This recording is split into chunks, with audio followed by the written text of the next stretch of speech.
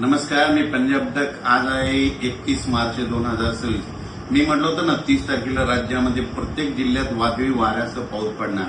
तर ठिकठिकाणी गारपीट देखील झालं, शेतकऱ्याचं अतोनात नुकसान झालं. आणि आता मग शेतकऱ्याचे परत फोन येईल की हे पाऊस कधीपर्यंत आहे. तर राज्यातल्या सर्व शेतकऱ्याला सांगू इच्छितो की त्या मागील अंदाजात सांगितलं की राज्यामध्ये 3 तारखेपासून 3 एप्रिलपर्यंत पाऊस पडणार आहे. तर सांगायचं झालं तर 31 तारीख, 1, 2, 3, 4 एप्रिल आणि 5 एप्रिलपर्यंत राज्यामध्ये असंच अवकाळी पावसाचा सावट राहणार आहे. म्हणून हा अंदाज सर्व शेतकऱ्यांनी लक्षात येतं.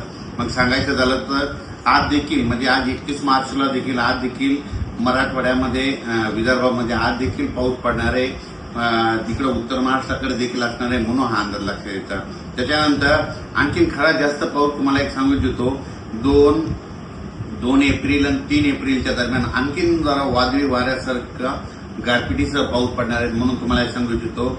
नंदुरबार जिल्हा झालं, धुळे जिल्हा झालं, नाशिक जिल्हा झालं, मुंबई, ठाणे, त्याच्यानंतर इगतपुरी, नाशिक, त्याच्यानंतर अहिल्यानगर, त्याच्यानंतर जालना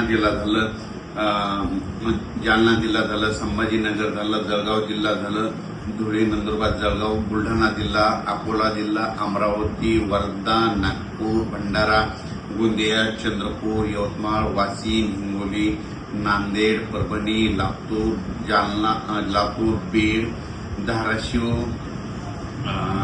त्याच्यानंतर जालना, त्याच्यानंतर अकोला, अमरावती ह्या पट्ट्यात आणि त्याच्यानंतर इकडं साताऱ्यापासून म्हणजे कोल्हापूर, सातारा तसेच पुणे ते तसा पट्टा संगमनेर, राहिल्यात नगर, जळगावपर्यंत चांगल्या स्वरूपाचा पाऊस पडणार आहे. काही ठिकाणी खूप गारपीट पाहायला भेटणार आहे.